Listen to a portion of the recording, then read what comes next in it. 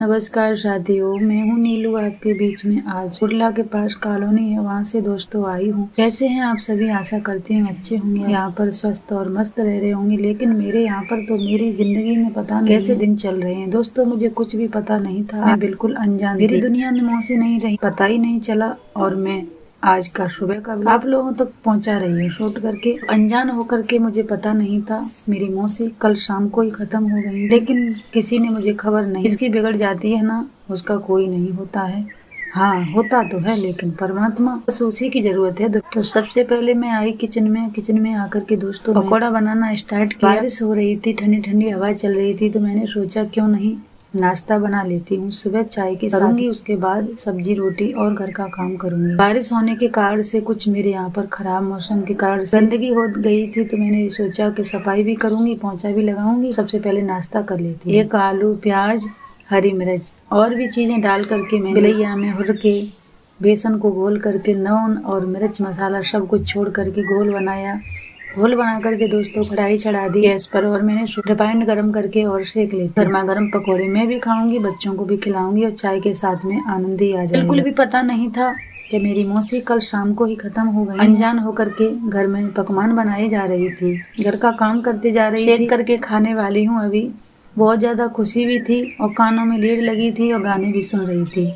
पता ही नहीं था क्या हो रहा है। लेकिन आप लोगों के साथ में महिलाएं होंगी तो जरूर आप साथ भी ऐसा होता होगा। कोई खबर ना देता होगा शायद, तो मुझे भी किसी ने खबर ना दी। अनजान होकर के अपने घर पे पकवान रोज की तरह कुछ न कुछ नया बनाने लगी। तो मैंने अच्छी तरीका से अपने पकौड़े खूब अच्छे सेके और नाश्ता करने लगी। आप लोग भी खाना चाहते हैं दोस्तों तो नीलू के इस पकौड़े का आनंद जरूर लीजिएगा एक बार चाय के साथ में। काफी ज्यादा टेस्ट आ रहा था, अच्छे लग रहे। तो बच्चे भी आए मेरे साथ में, तो बारी बारी से मैंने अपने बच्चों को टेर करके भी खिलाया। तो दोस्तों मैंने अपने बच्चों के साथ में भी पकौड़ा का नाश्ता किया, चाय का नाश्ता किया। 2-3-4 पोत मैंने सेके, काफ़ी अच्छे कड़ाके दार अच्छे लग रहे थे और नई नई बूंदें बारिश के साथ में मैं खा रही थी। बहुत ज़्यादा खुशी भी थी और अनजान भी थी। पता ही नहीं था कि हो क्या गया है मेरी रिश्तेदारी में।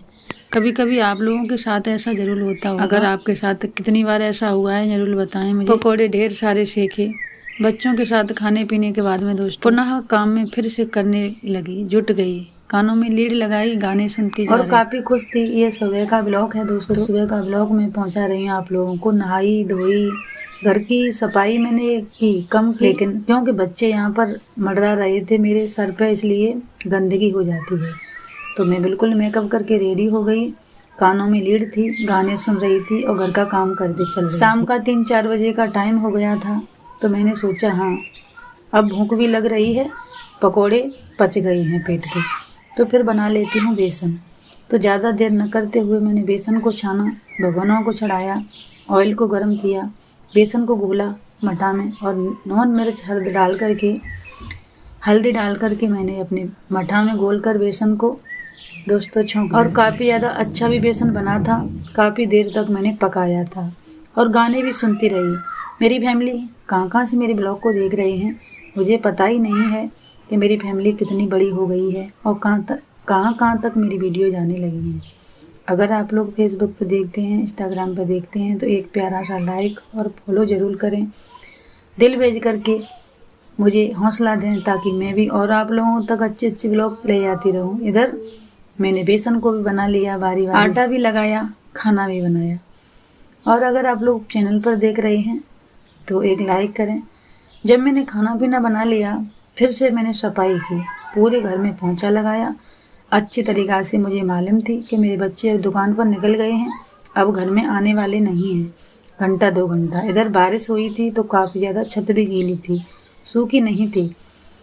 तो इधर कपड़े भी घर से बाहर निकाल कर सुखाने के लिए डाल दिए थे, क्योंकि धूप आ गई थी। और इधर मैंने पोंछा मार करके रेडी कर लिया था। तो मैंने सोचा कि अब तो सूख ही जाएगा, बच्चे घर पे आएंगे तब तक, बच्चे रहते हैं तब तक मैं सफाई कम करती हूँ, बच्चे चले जाते हैं तो सफाई ज़्यादा करती हूँ।